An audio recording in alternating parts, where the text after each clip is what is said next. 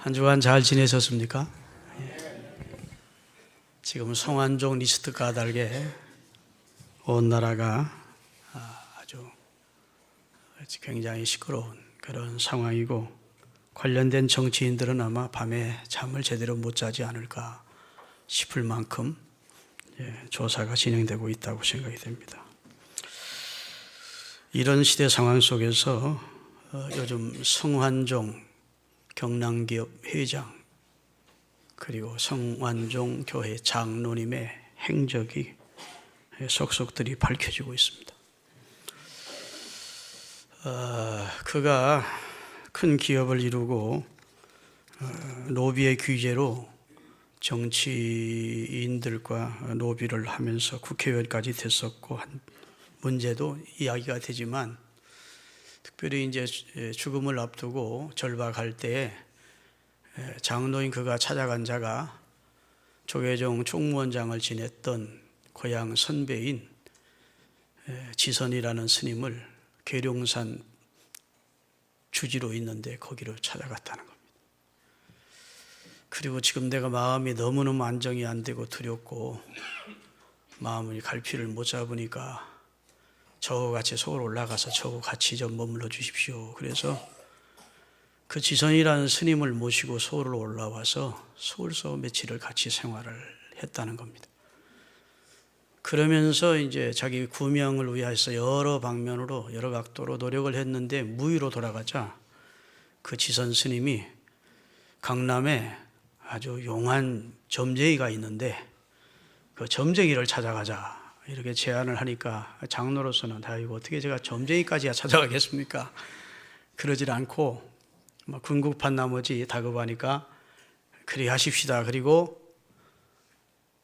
조계종 총무원장을 지낸 스님과 교회 장로인 성장로님이 점쟁이를 찾아갔다는 이야기입니다.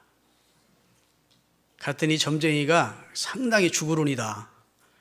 그런데 어려움을 잘 극복하면 또 좋은 결과도 있을 수 있다. 이런 얘기를 들었는데도 낙담을 하고, 그리고 이제 그 다음 날인가 그 다음 날인가 삼각산, 그 이후 삼각산 옆에 무슨 산이고요? 북악산인가요? 거기서 자살로 생을 마쳤다는 얘기입니다. 기독교의 장로가 막다른 골목에서 찾은 자가 자기의 신앙 멘토인 목회자를 찾아가서 조언을 요청하지 않고 스님을 찾아갔다는 것도 이색적이고, 또 막판에 점쟁이를 찾아갔다는 것에 심각한 문제점이 있습니다. 이런 신앙을 가진 자였기에 결국 부인이나 자식들에게조차 복음적 신앙을 물려주지 못하고 그가 세상을 떠났을 때 사무제에 그 아내와 그 자식들이 제사 음식 차려놓고 꾸벅꾸벅 묘지 앞에 절하는 모습을 보였다, 이렇게 생각이 돼요.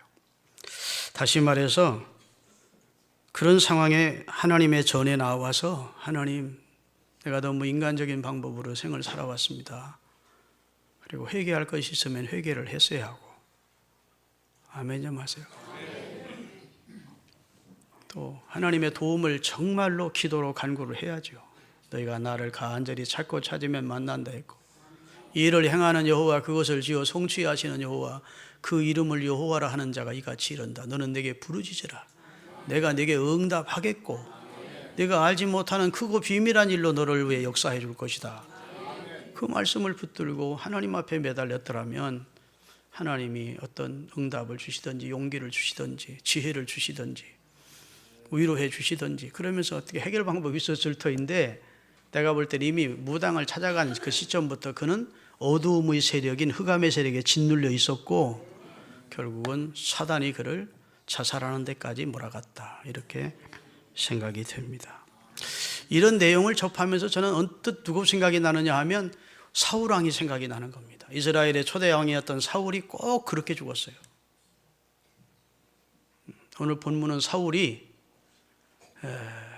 사울 왕국 마지막 멸망 직전 길보아에서 블레셋과 전투를 앞둔 그 시점에 신접한 무당을 찾아간 얘기입니다. 원래 사울은 성령 충만한 상태에서 이스라엘의 왕이 됐습니다. 사무엘상 10장 10절을 띄우겠습니다. 그들이 산에 이를 때에 선지자의 무리가 그들을 영접하고 하나님의 영이 사울에게 크게 임함으로 그가 그들 중에서 예언을 했어요. 다시 말해서 이스라엘의 초대 왕이었던 사울을 하나님이 선택하시고 그에게 하나님의 영을 부어주셨다. 11장 15절을 띄우겠습니다. 모든 백성이 길갈로 가서 거기서 여호와 앞에서 사울을 왕으로 삼고 길갈에서 여호와 앞에 화목제를 드리고 사울과 이스라엘 모든 사람이 거기서 크게 기뻐했다. 사울이 왕이 됐음을 하나님도 자신도 백성도 기뻐했다는 거예요. 자, 그가 기름 부음을 받았습니다. 성환종 씨도 기름 부음을 받았습니다. 그런데 그가 여호와를 속히 떠납니다. 사울 왕이 권력에 취합니다. 세속에 취합니다. 인기에 취합니다. 안목의 정욕과 육신의 정욕과 이생의 자랑에 취해버립니다. 그리고 하나님을 거역합니다. 하나님의 말씀을 불순종합니다. 하나님의 종들을 죽여버립니다. 그런 패역의 길을 가요. 그러니까 하나님께서 그의 선지자인 사무엘을 보내서 하나님이 그를 버렸다는 사실을 선언하십니다. 그가 왕이 되어 승승장구할 때에는 에봇이 얼마나 중요한지를 몰랐어요. 그래서 핍박을 받던 아비아달이 에봇을 다윗에게로 가지고 갑니다. 그가 대수롭지 않게 여겼어요. 하나님의 선지자나 제사장들이 자기 곁에서 점점 사라지는 것 대수롭지 않게 여겼어요. 근데 막상 지금 블레셋과의 전투를 앞두고 자기 생애의 마지막에 다가오고 있음을 느끼면서 이제는 하나님을 찾는데 하나님 앞에 기도를 해도 하나님이 대답을 안 하는 거예요. 꿈으로도 대답을 안 해주고 오늘 본문에 보니까 묵시로도 대답을 안 하시고 선지자를 보내서도 말씀을 가르쳐 주지 않아. 선지자 다 떠났으니까. 정말 하나님이 구원의 일을 해주시려면 어떤 다른 곳에 있는 선지자를 감동시켜서 사울을 찾아가라 했을 텐데 하나님이 그렇게 하지 않아. 하나님이 대답지 않으셔요. 이미 사울은 하나님의 생명에서 끊어졌어요. 하나님과의 교통이 단절돼 버렸어요. 아멘. 제가 늘 말씀드리죠. 우리가 닭을 잡을 때 우리 시골에서 닭을 많이 잡았다고 그러면 이 목을 우선 땁니다. 완전히 따지는 않죠. 그냥 따면 피를 팍 쏟는다고요. 그러면 그 목을 갖다가 날개 속에다 씩 집어넣어버립니다. 그러면 푸드득 거려요. 그러다가 점점 싸늘한 게 식어가요. 자, 사울이 하나님이 사울을 버렸다. 이미 생명에서 끊어진 겁니다. 푸드득거리고 자기가 왕이라고 끄떡거리지만 이미 그의 몸은 식어져 가고 있는 거예요. 하나님의 은혜에서 멀어져 가고 있었다. 여러분, 사울이 세 아들과 자기 그리고 이스라엘 군대를 데리고 길보아라고 하는 곳에 진을 쳤습니다. 그 이유는 블레셋이 대군을 거느리고 맞은편 수넴에 진을 쳤다고요. 수넴은 원래는 농사를 짓는 평야의 때입니다. 그 평야에 블레셋의 군대가 모래알처럼 깔린 겁니다. 얼마나 많은 대군이 왔는지 오늘 본문 4절을 띄워주세요. 사울이 그 블레셋의 군대를 보고 다 같이 블레셋 사람들이 모여 수넴에 이르러 진침해 사울이 온 이스라엘이 모아 길보아에 진쳤더니 5절 사울이 블레셋 사람의 군대를 보고 두려워서 그 마음이 크게 떨리기 시작했다. 그래서 하나님께 도와달라고 했는데 하나님은 대답지 않으셔. 선지자라도 말씀을 안 하셔. 우림으로도 말씀을 안 하셔. 그러니까 할 수 없이 자기가 성령 충만한 왕이었을 때 이스라엘 국민들 가운데 신접한 자, 다시 말해서 무당, 그 다음에 박사, 이런 박수들을 쫓아냈어요. 하나님이 기뻐하는 일을 했지요.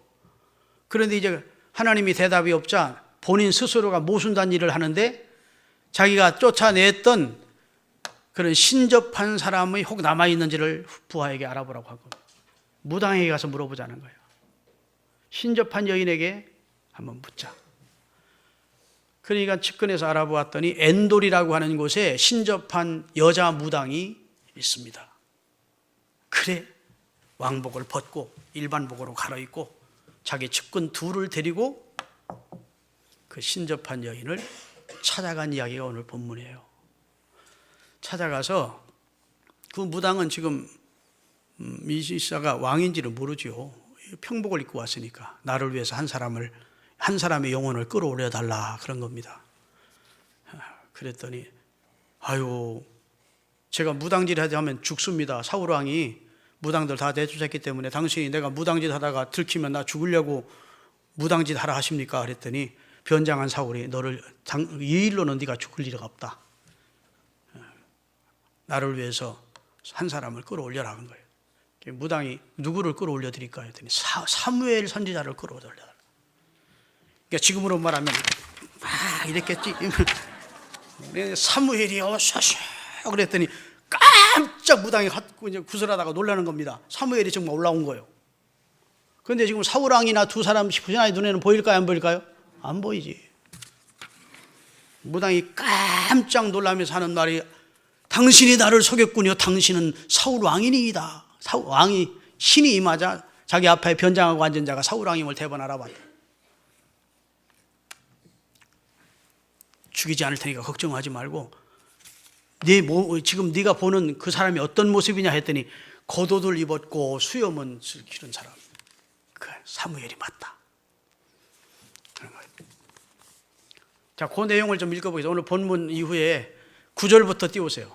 사무엘상 28장 9절부터. 여인이 그에게 이르되 내가 사울이 행한 일 곧 그가 신접한 자와 박수를 이 땅에서 멸절시켰음을 아나니 내가 어찌하여 내 생명을 올무를 놓아 나를 죽이려고 하느냐 하는지라.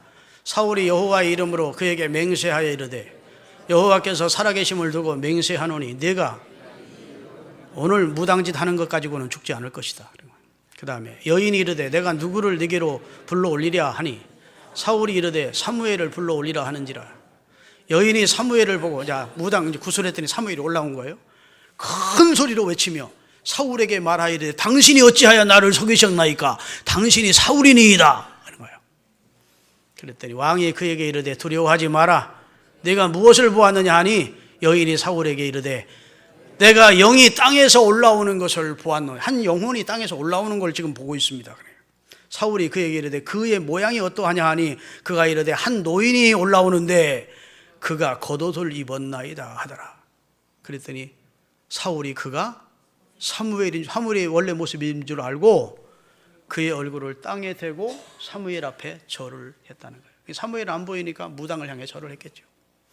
자, 그 다음 절입니다. 사무엘이 사울에게 이르되 네가 어찌하여. 이제는 사무엘이 지금 눈에 보입니까? 안 보입니까? 안 보여.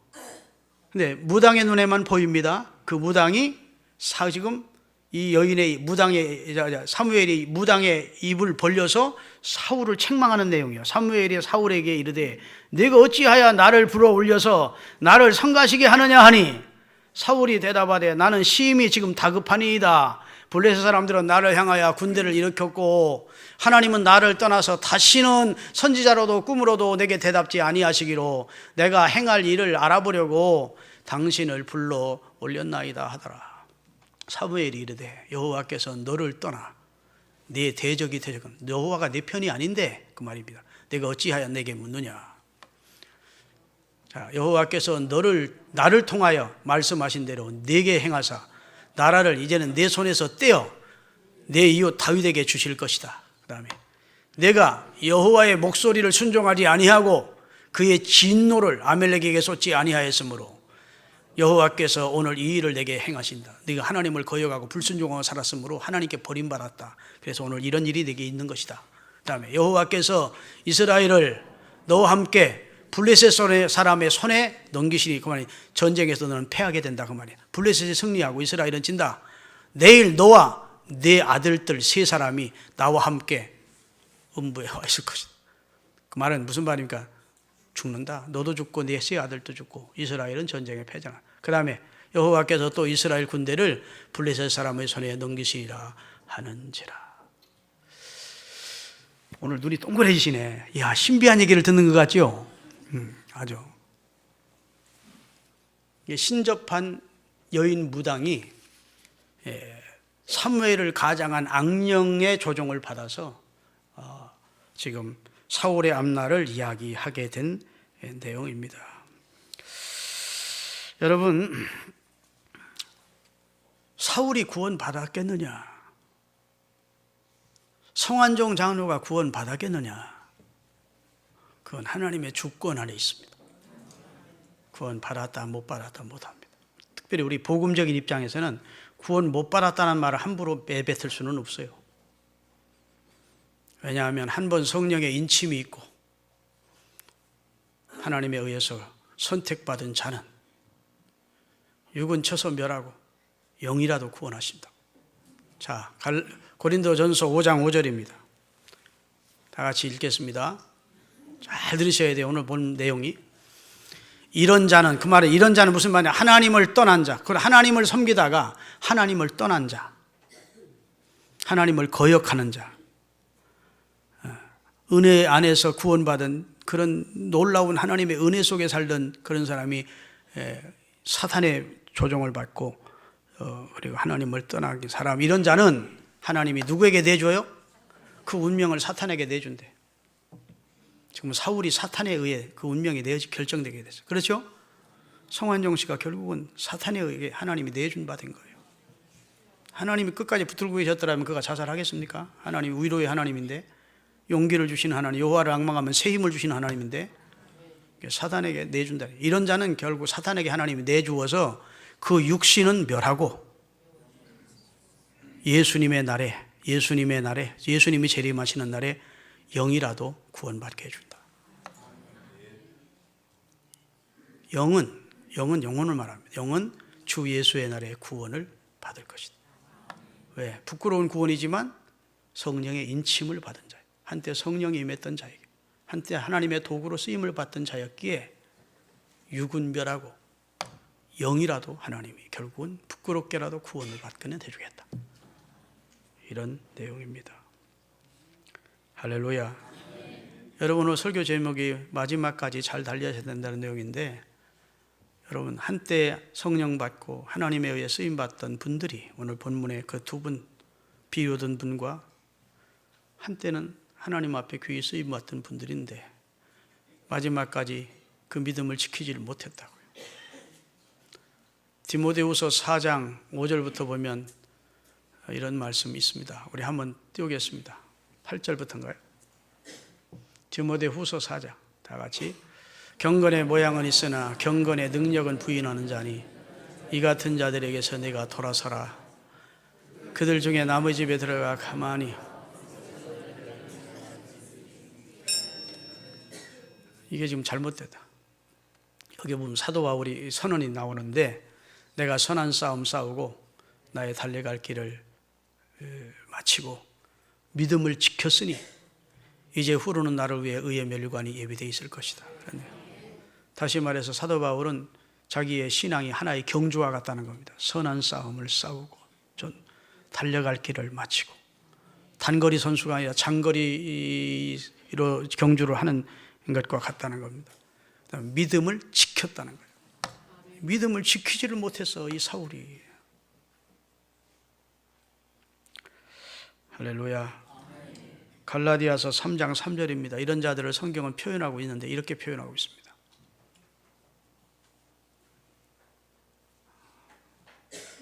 갈라디아서 3장 3절.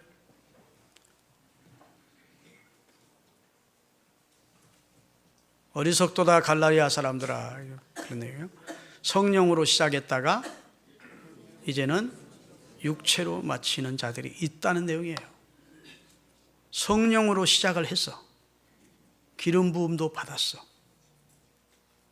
그런데 마감은 육체로 마감을 해요. 그러니까 끝까지 잘 못 달린 겁니다. 그렇죠? 시종여일하지 못했다는 거예요. 용두사미로 끝났다는 거예요. 그래서 고린도전서 10장에 보면 이스라엘 백성들의 광야 생활의 실패를 거울로 삼으라는 겁니다. 그들이 우상 숭배하다가 간음하다가 하나님을 거역하다가 광야에서 엎드려졌다. 이것이 너희에게 거울이 된다는 거예요. 여러분, 사울 사건이나 홍한종 장로님 사건, 우리에게 반면 교사가 되어야 돼요. 사람이 성공한 자를 통해서도 배울 것이 많지만 실패를 통해서, 다 실패한 자를 통해서 얻어지는 교훈도 많습니다. 반면 교사로 삼을 수가 있다고. 할렐루야. 어느 한국교회의 유명한 목사님이 이런 말을 했습니다. 한국의 기독교인은 몸은 교회에, 생각은 불교식이고 살기는 유교식으로 살고 믿기는 미신적으로 믿는다. 좀 심각한 얘기죠. 교회를 다니면서도 환생하는 얘기, 전생 얘기를 스스럼 없이 합니다. 다음 생에 태어나면 나와 결혼할 거야? 다음 생애가 이 세상에 어떻게 다시 태어나요? 전생에 뭐 했다는 말도, 사주 얘기하고 궁합 얘기하고 명당 얘기하고 띠가 무슨 띠냐고 얘기하고 운세 이런 거 많이 우리 스스럼 없이 얘기를 합니다. 그러니까 이 목사님 말이 틀린 말이 아니에요. 몸은 교회에 와 있지만 살기는 유교식으로 살고 생각은 불교식으로, 믿는 것은 미신식으로 믿는다는. 어느 시골 교회에서 장로 선출을 위한 공동회의가 있었는데 너무너무 장로가 되고 싶은 한 노인 집사님이 장로가 되고 싶어서 그날 투표하는 날 목욕제가를 했습니다. 그리고 정중히 꿇어앉았습니다. 꿇어앉았으면 뭐 했을 것 같아요, 여러분? 기도를 해야 되잖아. 그런데 산통을 갖다 놓고 거기에 점괘를 뽑은 거예요. 오늘 장로가 될지 안 될지. 웃고 말만한 얘기는 아니라고요. 그만큼 우리 속에 아직도 미신적인 요소가 많이 있다. 꿈자리가 뒤숭숭하면 성경 옆에 놓고 자면 꿈자리가 좋아질 것 같고, 불길한 일이 있으면 십자가 목걸이 걸고 다니면 불길한 일이 사라질 것 같고, 그런 것이 마스코트가 아니고 그것이 우리를 지켜주는 수호신이 아니에요. 예수님 사진 옆에 갖다 놓고 나면 귀신 역사가 물러갈 것 같고, 그런 거 아니라고. 그런 물건 자체가 무슨 신통력이 있는 것이 아닙니다. 중요한 것은 하나님의 말씀 위에서는 우리의 신앙이 중요하지 어떤 물건이 우리를 지켜줄 수 있나요? 할렐루야. 그래서 여러분, 무속신앙이 우리 한국인의 삶 속에 깊숙이 침투해 있기 때문에 이런 일들이 있는 겁니다. 한 무속인의 얘기를 여러분 참고하십시오. 한국에 정착한 모든 종교의 껍질을 살짝 한 꺼풀만 들추면 무속신앙이 드러난다. 이건 불교나 유교나 우리 기독교나 마찬가지로 자기가 무속인으로 보니까 한 꺼풀만 덜풀면 그 속에 다 무속신앙이 있더라는 겁니다. 조상적부터 내려오는 무속적인 그런 신앙들이 다 있더라는 거예요. 여러분, 우리 그리스도인은 무속신앙에 대해서 바로 알아야 됩니다. 무속신앙은 시대가 발달하면서 미신으로 격화돼서 사회 하류층에 떠돌다가 거의 질이 멸멸할 상태에 있었습니다. 우리나라 대통령이었던 박정희 대통령 시절에는 무당들, 점하는 사람들, 굿하는 사람들을 사회 악으로 규정했습니다. 백성을 속이는 혹세무민하는 세력으로. 그리고 미신, 무당을 퇴치했다고요. 그분은 예수 믿는 대통령은 아니었는데도 허례허식을 없애고 결혼식도 간소하게, 장례식도 간소하게 그랬죠? 생각나십니까? 나이 드신 분들은? 그런 면에서 참 위대한 지도자였어요. 그래서 이 무당, 곧 점쟁이들이 지리멸멸되고 있었다고요. 그런데 어느새 이제는 다 죽어가던 이 무속들이 올라온 거예요. 포개를 들어. 그것은 우리 민족 뿌리 찾기, 우리 것 찾기라는 미명 아래 국가에서 무당을 무속인이라고 정중하게 이름을 붙여주고 인간 문화재로 지정을 해주는 지경까지 이르게 됐습니다. 대학가에서 1980년대부터 대동제라는 굿이 펼쳐, 초원굿이 펼쳐지고, 그 다음에 장승굿을 하면서 뿌리찾기라는 개념하에서 단군상 건립운동이 진행이 됐다고. 그 지리멸멸 없어져 가던 무당들이 지금은 막 들고 일어나, 공경의 TV에 출연하고, 그 사람들 데려다가 아주 좌담을 하고, 내가 어느 대통령 만든 거, 그 전두환 씨 대통령 된 것은 그의 14대조 명당을 천혈굴이라고 하는 곳에 묘지를 써가지고 전두환 씨가 대통령이 된 것이다. 노태우 씨가 대통령이 된 것은 4대조 할아버지가 803 정기를 받은 대명당에 묘자리를 썼기 때문에 그 후손 가운데 대통령이 나온 것이다. 그러니까 사람들이 다, 그래서 묘자리 알아보기 위해서 지관 다니고 여러분, 우리나라에 지금 무당이나 무속인들, 그 다음에 점치는 사람들이 80만입니다. 80만. 문공부에 등록된 사람만. 목사님들이 10만이니까 목사님들의 8배가 많아. 그리고 다 성업 중이라고. 교회 다니는 교인들 가운데도 답답한 일 나가면 무당 찾아가는 분이 있대요. 그래서 무당들이, 야, 전도하면, 야, 예수 믿는 사람들도 야, 나한테 와서 점치고 가는데, 이런데요. 여기도 계신지 모르지. 사울왕이 죽기 전에 찾아가는 것이 신접한 무당을 찾아갔다는 것입니다. 여러분, 심준송이라고 하는 이름을 들어보셨을 거예요. 신이 선택한 여자라는 책을 쓴 주인공입니다. 1994년 8월 김일성의 사망일을 알아맞히고 일약 스타가 된 사람. 그래서 그는 여자인데, 그의 아이러니한 이야기는 그의 어머니가 권사이고 그의 아버지가 장로입니다. 근데 어느 날 그에게 신이 임한 거예요. 귀신이. 아무리 무당짓을 안 하려도 벗어날 수가 없어. 그 귀신이 그에게 아주 강력하게 임해서 그가 이제 무당이 돼서 무당이 하는 말을 하는 것입니다. 아무튼 김일성의 사망일을 예언하여 맞춘 후에 몇 년간 면담 스케줄이 꽉 잡혔고 그의 집 대문 앞은 문전성시를 이루었어요. 여러분, 선거철만 되면 당락 여부를 묻는 정치인들, 입시철이 되면 무당인들이, 점쟁이들이 호황을 누린다는 것이 사실입니다. 요즘은 무속에 대한 것이 신문 광고에 실리고 방송에, 인터넷을 통해서 우리 안방까지 지금 침입해 들어온 상태입니다.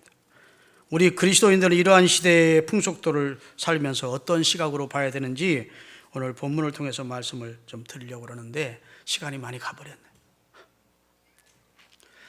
여러분, 무속인을 찾는 것은 파멸의 첫걸음임을 알아야 됩니다. 오늘 본문에 사울이 신접한 무당, 곧 무당과 점쟁이는 약간 다르지만 무당을 찾아갔어요. 신이 접한 여인입니다. 죽은 자의 영혼을 불러내는 자라고 일반인들은 알고 있기 때문에 초혼굿을 하는 사람들입니다. 혼을 불러내는, 혼을 초청하는 굿을 해요. 3절에 보면 이런 자를 이스라엘에서 쫓아내는 일을 사울이 했었어요. 성령 충만할 때. 그랬던 사울이 이제는 모순된 행동을 하는 내용이 나오는데 그 자신이 밤에 변장을 하고 몇몇 측근을 부하를 데리고 은밀하게 신접하여 무당짓을 하는 여자 무당을 찾아간 내용입니다. 사울이 이런 행동을 취하게 된 것을 보니까 사울이 처한 상황이 어지간히 급했던 것임을 알 수 있습니다. 이스라엘과 블레셋의 전투 직전이었다고요. 길보아 전투에서 결국은 사울은 세 아들도 죽고 본인도 자결해 죽습니다. 사무엘상 31장 4절에서 6절까지 띄우게 해서 사울왕의 최후가 어떻게 됐는지를 보겠습니다. 그가 무기를 든 자에게 이르되 네 칼을 빼어 그것으로 나를 찌르라. 할례 받지 않은 블레셋 사람들이 나를 찌르고 모욕할까 두려워하노라 하나 무기를 든 자가 심히 두려워하여 감히 행하지 아니하는지라. 이에 사울이 자기의 칼을 뽑아서 자기 배후에 대고 엎드려져 죽었다는 거야. 자결했습니다. 사울과 그의 세 아들과 무기를 든 자, 그 경호원이 그의 모든 사람이 다 그날에 함께 죽었더라. 여러분, 사명을 받은 자가 사명을 저버리면 최후가 이렇습니다. 아멘. 사명을 받은 분들이 사명 잘 감당하셔야 돼요. 오늘 설교를 여러분 좀 초신자들이 들으면 좀 부담스럽고 두려운 말씀처럼 들릴지 모르지만 우리 기존 신자들은 이 말씀을 잘 귀담아 들으셔야 됩니다. 나는 우리 교회 장로님들이 그 성환종 사태를 보면서 우리 교회 장로님들이 세상을 뜨면 장로님 아들들이 꾸벅꾸벅 묘소 앞에 산무제 지내며 절할 수 있는 장로들 자식들이 있을까? 장담할 수 없어요. 우리 교회 장로님들이 상황이 극박하게 되면 무당을 찾아가는 장로가 있을까? 그렇지는 않을 거다. 내가 그래도 복음을 전하는 목사인데, 성경의 진리를 전하려고 애쓰는 목사인데, 아무리 극박한 상황을 만나 우리 장로님들이 무당을 찾아가거나 장로님들의 자식들이 장로님 세상 떠면 그 앞에 꾸벅꾸벅 절하도록 자녀들을 신앙으로 교육 못 시키는 그런 장로님은 없을 것이다. 이런 생각을 제가 스스로 안위를 받아보았어요. 여러분, 우리 김영삼이라는 분이 장로님입니다. 그가 대통령이 될 때 나도 표를 찍었어요. 이왕이면 장로 대통령이 돼서 하나님이 기뻐하는 나라를 만들었으면 좋겠다. 이런 무속인들에게 하나 압력도 없었고, 가정을 파괴하는 이단들에 대해서 법무부 장관이나 검찰총장 불러다가 그 사람들 탈세 조사해봐라 하면 다 털어나올 텐데 그런 말 한마디를 못했다. 여러분, IMF가 김영삼 대통령 때 왔는데 그 말기에 국태민안굿이라고 하는 굿을 문화체육부 장관이 주관을 해서 여의도 광장에서 이름난 무당 400명을 초청해가지고 국태민안굿을 김영삼 장로님의 제가하에 했다고요. 그러니까 대통령직 물러나고 나서 충현교에서 우리 교회 나오지 말라는 거예요. 이명박 대통령도 장로님으로서 자기 교회 장로님인 담임 목사님, 그를 장로로 안수한 담임 목사님이 한참 이명박 대통령이 선거운동할 때 수많은 목사님들이 곽선임 목사님과 식사를 하면서 목사님 교회 이명박 장로님이 이번에 대선에 나왔으니까 우리가 적극 밀겠습니까? 그랬더니 곽선임 목사님이 한 말이 있습니다. 우리 이 장로는 기업은 잘할 사람이지만 대통령 까마리는 못 돼. 그랬대요. 그 말이 누구에게 들어갔을까요? 이명박 장로님한테 들어간 거예요. 아주 너무너무 섭섭해가지고 대통령 돼서 5년 동안 자기 교회 목사는 안 청해. 곽선임 목사님이 청와대 구경을 못했어요. 수많은 목사들 다 청에다가 조언받고 기도하고 예배드리고 하면서도 자기 교회 담임 목사는 안 청했다고. 물러나니까 소망교회에서도 나오지 말라는 거예요. 여러분, 에스더서를 읽어보면 하나님이 너를 바로 이 시대를 위해서 세운 것이 아니겠느냐 이런 말이 나와. 나를 왜 하나님이 장로로 세우시고 나를 이 민족의 최고의 지도자로 세우셨을꼬. 좀 하나님과 사명적 관계에서 생각을 하면 그 얼마나 바람직한 하나님이 기뻐하는 일도 하고 나라도 바로 세우고 해서 좋을 텐데, 그런데 하나님께도 버림받은 입장이고 백성들도 그분들 안 좋아하잖아 지금. 차라리 김대중 대통령이나 박정희 대통령이나 자살한 노무현 대통령까지도 인기가 있지만 김영삼, 이명박 지금 인기 없습니다. 나는 목사로서 저분들이 왜 그렇게 사람들에게조차도 기피 대상이 됐을꼬. 그것은 하나님이 그들에게 은혜를 안 준 거예요. 여기 앉은 여러분 잘 생각하셔야 됩니다. 우리가 끝까지 잘 달려야 됩니다. 우리를 구원해 주신 분이 하나님이에요. 우리를 사랑해 주시고 선택해 주신 분이 하나님이에요. 그리고 귀한 직분을 주신 분이 하나님이에요. 하나님이 왜 나를 선택하시고 내게 이런 직분을 주시고 내가 이런 위치에 올라와 있게 해주셨고 생각하셔야 돼요. 내가 선한 싸움 싸우고 달려갈 길을 잘 다치고 믿음을 지켜서 하나님 앞에 상 받게 서는 은혜가 있기를 바랍니다. 인간은 다 사명이 있어요. 주신 재능이 있고. 아멘. 너무 세속에 치우치고 세상만 향하고 죄악과 짝하고 하는 삶은 결국 우리에게 축복이 안 되고 저주가 되는 것을 깨달으시기를 바랍니다. 말씀 전하려고 한 내용에 지금 3분의 1도 못 정했어요. 이 무당의 헛됨을 좀 가르치려고 오늘 말씀을 전해 준비했는데 그건 못했네요. 여하튼 교회에 있으면 다음에 할 기회가 있을 겁니다. 오늘 말씀 정리하면 하나님께서 한때 기름 부어 세운 하나님의 사람 일조차도 사명을 저버리니까 결국 하나님이 사단에게 내줘버렸다는 거예요. 내주기 전에 하나님이 얼마나 주의 종들을 통해 권고하십니까? 바로 서라고, 순종하라고, 회개하라고. 안 해. 결국은 하나님이 사단에게 내줘버려요. 그러니까 사단이 결국은 그들을 망하게 시킨 것이죠. 사단이 오는 것은 도적질하고 죽이고 멸망시키러 오는 것이지. 여러분 아무리 불신자들도 무당집 자식하고는 혼인을 안 하려고 그래요. 무당하고 사돈 맺기를 원하는 사람은 없어. 왜냐하면 우선 자체가 겁이 나고 싫거든. 왜? 결국은 멸망으로 가니까. 귀신에게 접하면 결국 명하는 겁니다. 예수님은 말씀했어요. 내가 온 것은 양인 너희로 하여금 생명을 얻게 하고 더 풍성케 하려 왔다. 하나님이 세상을 이처럼 사랑하사 독생자를 주셨는데 이는 저를 믿는 자마다 영생을 얻게 하려 하십니다. 이런 하나님의 은혜 안에라서 우리가 끝까지 잘 달려가실 수 있기를 주의 이름으로 축원합니다. 성경 한 절만 읽고 마치겠습니다. 고린도전서 9장 26절 27절입니다. 그러므로 나는 신앙에 경주하기를 향방 없는 것처럼 방향 없이 우왕좌왕하는 것처럼 하지 않겠다는 겁니다. 신앙생활은 향방 없는 것 같이 아니하고 싸우기를 사단과 더불어 싸우는데 허공을 치는 것 같이 아니하며 내가 내 몸을 쳐서 하나님의 말씀 앞에 복종케 함은 내가 남에게 전파한 후에 도리어 하나님께 버림이 될까 두렵기 때문이다. 다시 말해서 사단에게 내준 바 되어 결국은 육은처 소멸하고 영만 구원하는 부끄러운 그런 구원에 참여하기를 원치 않는다는 것. 의의 면류관 받는 그런 신앙생활을 하고 싶다. 그래서 자기는 목표를 바라보고 예수님 바라보고 향방 없는 삶이 아니라 목표가 분명한, 그리고 허공을 치는 삶이 아니라 마귀와 더불어 비진리와 더불어 불의와 더불어 싸우는 그런 삶을 살겠다고 고백을 한 것이죠.